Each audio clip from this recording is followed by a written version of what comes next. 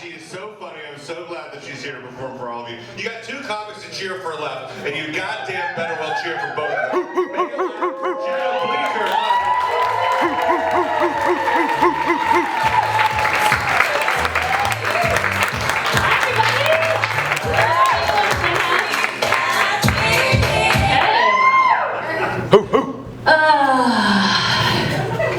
B. No one hurts you like someone who means well. The other day I was coming out of Target and this woman from across the parking lot in her car yelled at me, "Are you pregnant?" And I said, and then she saw my face and she doubled down and she said, "Oh no, it's just that you're wearing a dress that looks like a dress we wore when we were pregnant in the 1970s. And I couldn't even be mad at her. I was impressed. I was like, this woman politely called me an old-timey fatty. That's like some assassin level insulting. I imagine she goes on like polite insult driving sprees and she's like, "The haircut makes your nose look smaller. You're so brave to wear that. You look good for your age." Yeah, people who mean well really go for the jugular. You know, I just think the universe is trying to humble me. That's okay, it's a good thing. I'm in my humble bitch era. Okay? Speaking of humbling, I think everyone should meet their idols in a dumbass outfit. It endears them, endears you to them. It endears you to them, is what I'm trying to say. When I first moved here, I worked as a studio audience page, which is like a glorified usher. And you like seat audience members at award shows.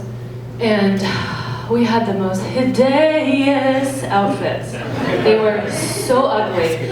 And they were like super old, they had like stains on them, and like food stains, sweat stains, and head to toe polyester, like the ill-fitting blazer, and like a skirt that was like cut on the diagonal but not on purpose, and they wore like thick, opaque tights, flats. And then we had this tie that was short but girthy, and it had all these yellow stars on it. We looked like business circus clowns. It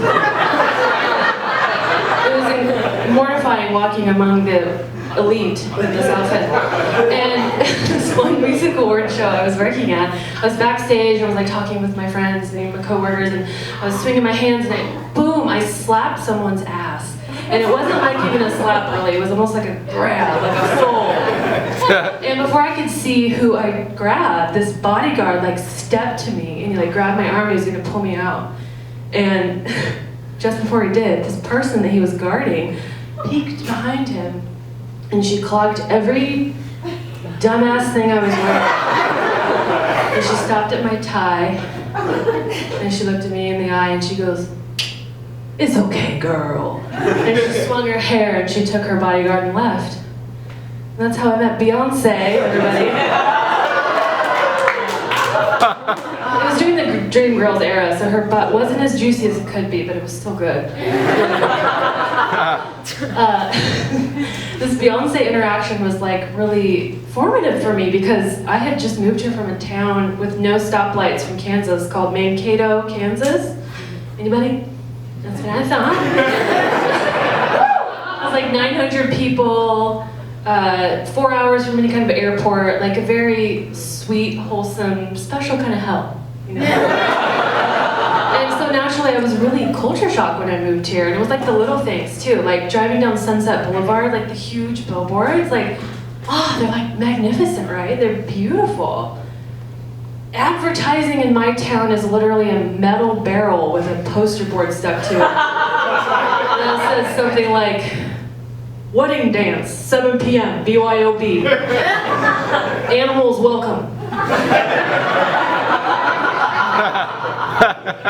And the weather here, oh my God, the weather is so nice, right? It's so beautiful. But when it rains, what the fuck? It's like when the first drop of liquid hits, Angelina's driving, you're like, ah, and they run into the side of the median, and they snatch their kids off the sidewalk and shove them in panic rooms. They wear these huge ass parkas so no liquid touches them. face filler or something? I don't know. Where I'm from, we willingly stand on a front lawn and watch like an F3 tornado roll towards us. Something like, should we go in? Give her a minute. Oh, she's starting to turn, want to grab the dog. Yeah. And also, road rage, right? Oh my God, road rage. When I first moved here, I was driving down the 405 eating a banana, like you do. And when I finished, I threw the banana peel out. I didn't think anything of it, because where I'm from, we throw shit out of our window. No, not stupid stuff like glass or leather goods, like, you know, biodegradable stuff. We think like, oh, it's like an apple core is a snack for a deer or a possum or something. So I threw this peel out, and I didn't think anything of it. And I was driving along, and all of a sudden this car violently comes up next to me, and it's this man. He looks at me through the window. He said, and I was like, oh, I'm still dumb enough to do this. And I rolled down the window and I said, look what you did, you stupid slut. And I looked where he was pointing, and there was my banana peel spread eagle in the middle of the windshield. And he tried to turn on the windshield wipers, and all the tentacles were all the goo was on it. And I didn't know what to say. I just giggled and rolled my window up. First of all, sluts. I'm new to town. Is this what sluts do here? So I kept driving, and I saw my exit, and I went down to the bottom, and I stopped at my exit, and there he was. He came up again. And I was like, oh no. And we made eye contact, and he goes, I said, okay, roll my window down. I said, look, I'm sorry I called you a stupid slut, okay? But don't throw shit out of your window. You're gonna kill somebody, or you're gonna get a huge fine. And then he rolled up his window, and I never saw him again. And I thought, okay, there's some like small town vibes I can get down with. Like, he apologized, he gave me some advice. He's like a 405 fairy godfather. So naturally I told this story a couple times, and I gathered the information that it's not only very legal to throw shit out of your window in LA, but also in Kansas. So, I had to contemplate, maybe I am a stupid slut. Thank you so much.